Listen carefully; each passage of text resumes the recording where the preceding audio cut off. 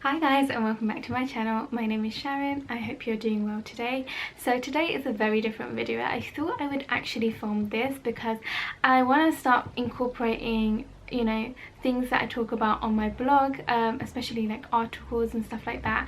And I feel like doing this online and just getting you guys' thoughts and opinions. So I hope you enjoy this. Yeah, so I'm just gonna get straight into it and just talk about the topic at hand. Are big weddings over? Now, I would have said yes, more so because of lockdown and restrictions stopping people from having the big weddings that they want. However, obviously later on in the year, when things get inshallah better, I do think people will want to do big weddings. Like, I do think it is one of those things where a lot of people are actually doing small weddings now, and then later on they will do the big function that they want with everyone in their family. So for me personally, I did the small nikah with my family 6 months before we actually had the proper big wedding. Now, the proper big wedding happened in December 2019. This was literally a couple months before lockdown happened. So for us, we were kind of blessed that we were able to do it before that happened. But at the same time, we would have saved quite a lot of money doing a smaller thing. In our culture, I feel like big weddings are a must. Like, your parents want to invite everyone they know, it's like a formality. You have to invite so and so and so and so, even if you don't know them personally, like, you just have to extend that invitation. So for us, we had about 400 people at the wedding, and to be fair, there was supposed to be about 600 people at that wedding, so we kind of got a bit lucky because not everyone turned up because it was December. But at the same time, it was a lot of money we spent to make sure to feed all of these people, which is why I would have never wanted it to be that big. But obviously with my parents, with my husband's parents, everyone wanted to make sure they invited everyone they knew that was close. So there's that. Obviously then lockdown happened and things like that, so we actually were lucky that we could celebrate with our family and extended family. And I do totally understand why a lot of people will wait until lockdown and restrictions and things get better to have a big wedding. But then at the same time, is it necessary to have a big wedding? I mean, I feel like I say this because we don't have a lot of money in terms of, like, we're not rich or anything like that, so for us, that money for a big wedding could have been put down as a deposit on a house or a property, whatever it would be. So I guess in terms of you and your partner, you guys have to kind of figure out what's more important. And I know it's hard because I feel like in the Asian community you can't say no to a big wedding, especially if your parents want it. My dad personally didn't want a big wedding for me, but at the same time he was like, I'm the only daughter, so maybe it's worth doing a bigger thing. And then with my brothers, he won't really care that much if it's big or small. And yeah, so I just feel like it's one of those things where I can't tell if it's over. I don't think it will ever be. I mean, the wedding industry is a big fat market. You make so much money off of it. Halls are expensive. Halls can go up to about, I think our hall was about 11 to 12k. Food is a big cost, especially if you're having a big weddings. I think in our culture we have, I know someone that got married recently, and they had, not recently, like obviously before lockdown and everything happened, but they had about 1,000 people at their wedding, and that is a lot of people.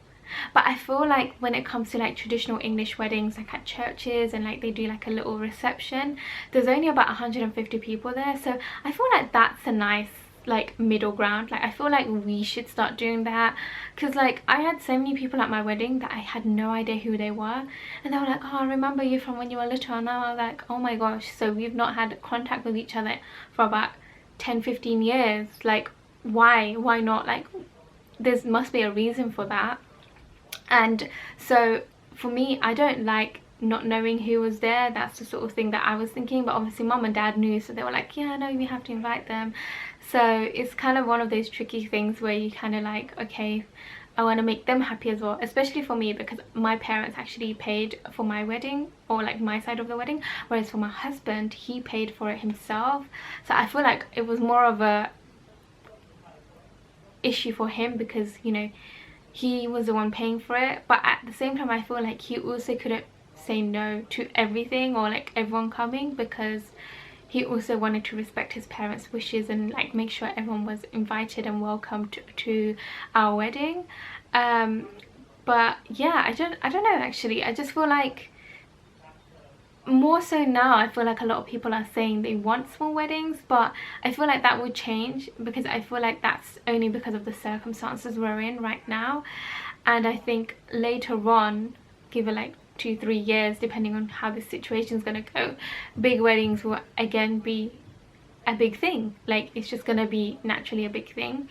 I will say one thing though, a lot of people who had wedding booked, they weren't able to get their deposits back or like refunded the money. Obviously it's understandable that the circumstances made it so that no one was benefiting from it, but I think as a like venue or a caterer, whichever it may be, if you're paying a deposit, it's supposed to be returned back, because it hasn't actually happened. Now it's tough because a lot of these venues and caterers are obviously missing out on a lot of business.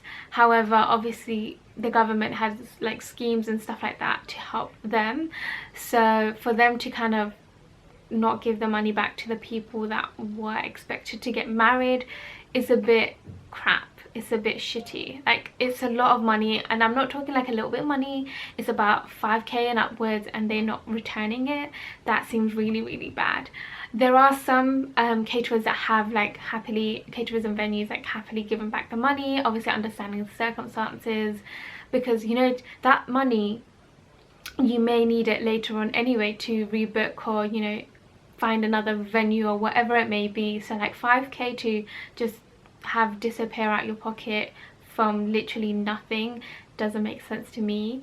I know there are a lot of caterers and venues that are going, actually we'll hold on to your deposit, that will be the deposit you give us, and you can just schedule the wedding much later on with our venue or our catering service. So I think that's a good like middle, where they're not completely losing out but also you're not losing out, so you are able to reschedule when you want to do your event. But it is tough because everyone's kind of being put on hold. Like, you know, there are many people who wanted to do the big thing, they waited, then obviously we're still in lockdown, we're still not like opening things up properly, so like a year goes by and they're like, you know what, let's just do it, let's just do the small simple thing. A lot of people have done it at home, which is quite nice as well. It's more intimate, I quite like that. But yeah, it's just one of those things where, you know, everyone is missing out, everyone is losing out on, you know, exciting times in their lives because of COVID and stuff like that. And don't get me wrong, obviously COVID is very serious and very dangerous, and you know, a lot of people are losing their loved ones, so it's one of those things where, you know, getting married or having a big wedding is probably the last thing on a lot of people's mind. But I just thought I'd make this video just to kind of put my perspective on it, like just kind of share my thoughts on this. I do have a whole blog post on this, and I feel like the blog post might be a little bit more thorough in explaining what I'm saying, so definitely do check that out if you want to see it. I hope you enjoyed this video. I don't know if I finished on like a good note. Oh yeah, I should say the moral of the story or like the like final verdict, in my opinion, is that yes, small weddings will become big in the next few years, but at the same time big weddings will not disappear at all. I think a lot of people are actually excited about having the big wedding in a couple years rather than obviously as soon as, because everyone's been doing small weddings now. So I feel like it will be one of those things where the big weddings trends and people are doing it because it's like lockdown's over, you know, we're celebrating, blah blah blah, everyone come join us while we celebrate our love as well. So it's one of those things I think that will happen. But I also like the intimate small weddings. It's quite sweet and lovely. I think right now you can only have 30 people at your small wedding, which seems really small because our Asian families, they're big, like extended and everything, big. So 30 people seems like you can barely get your own like dad side in it or something like that. But yeah, I hope you enjoyed this video. Comment down below what your thoughts are. Let me know if you are planning your wedding or if you're waiting to get married. Are you going to do big or small? Because I'd love to know your thoughts. And I was thinking of doing a video on like how I budgeted for my wedding, and do let me know down below if you'd love to see that. And I hope you have a fantastic day, and I'll see you guys next time. Bye.